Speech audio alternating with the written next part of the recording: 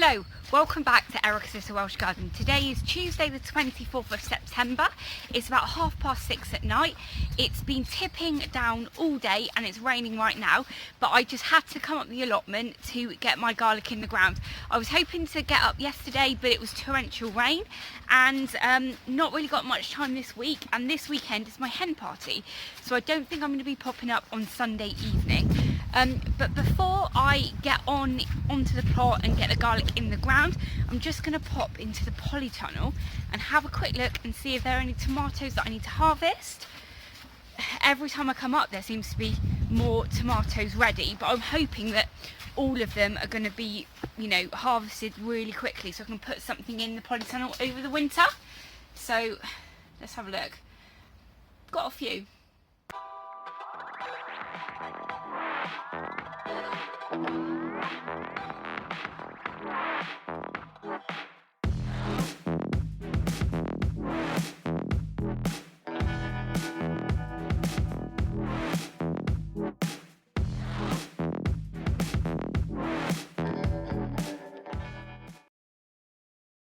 Right, that's the tomatoes harvested, so I can hopefully come back in a week and just get the rest now. Do you know what? I always feel like I'm in such a rush when I come up the allotment. It's going to get dark any minute now, but it's not raining, so at least I can get them in the ground and don't have to worry about getting completely soaked. Here's my very overgrown plot, but I have been working on it, so I have to give you an update later, probably next week now.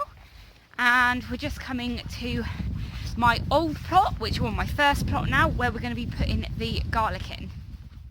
So this is where all of the garlic is going to go. I did have potatoes in this bed up until about a week ago, so I have dug it over twice just to make sure I can get as many of the potatoes out as possible. Also, look, I have a pumpkin just here and I've got one just in the middle of the screen there, so that's exciting. I need to harvest those really soon. But anyway, for this bed all I've done is dig it over twice and I've put some organic chicken manure pellets on the top, so that's what you can see just sprinkled on the top there. I managed to find a 25 kilogram bag of the chicken manure pellets really cheap, so I'm really happy with that. But while it's still light, I'm going to get my garlic in the ground. So I have 5 varieties of garlic that I'm going to be growing today. Earlier in the week I did a video talking about all of the garlic varieties that I'm going to be growing this year.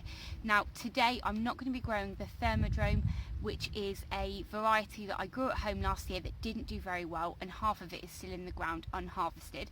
And there is also another variety called Morado, which was the supermarket ones, that in their first year didn't do very well, but I was going to give them a second chance this year, but they are not going in the ground yet because I'm limited on space here and I want all of my main varieties to go in first. Now I'm going to be using some plant markers like this to mark out where I'm planting them because they're all going to be in the same bed, so I want to make sure that I don't kind of make any mistakes and get any of the varieties mixed up. Now I've put, these are a wooden marker, and I've also put the names on in pencil, not very neatly, but the reason I've done it in pencil is because I used biro on these in the past and it came off straight away, and I think it was Steve over at Digwell Greenfingers said if you do it with a pencil then it does stay on there better. But I'm also planning on getting some more permanent kind of markers made for them as I plan to grow these varieties year on year. Now before I quickly put them in the ground, somebody did ask on the last video how you actually plant garlic. Now it's pretty easy, but one thing I will just say, because I'm actually planting saved garlic from last year, a couple of things you just need to make sure when you're planting them out. Firstly, you need to just check the bottom of the garlic bulb here and just make sure there's no mold or any kind of rot on the bottom. There is an allium rot or allium, I'm not sure what the actual name of it is, but if you get it in your soil it lasts for about 20 years, so you need to make sure you don't get that in your ground.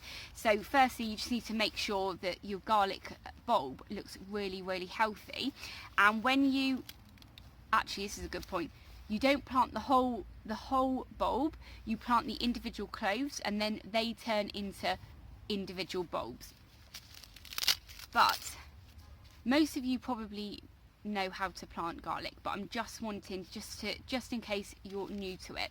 But basically what you need to do is you need to split the bulb up really carefully and make sure that the bottom bit of your garlic, which is called the basal plate, is intact and doesn't get damaged, because that is where your roots from each of your well, when you have your bulb, you need the roots to be coming out of here, so it will end up growing out of the bottom like that. So make sure you don't damage the basal plate at all, and then you just need to dig a little hole and make sure that your clove is about that far under the ground. Now that's just how I do it, and that's how I would recommend it if you asked me. So anyway though, let's get this in the ground because it's about to get dark.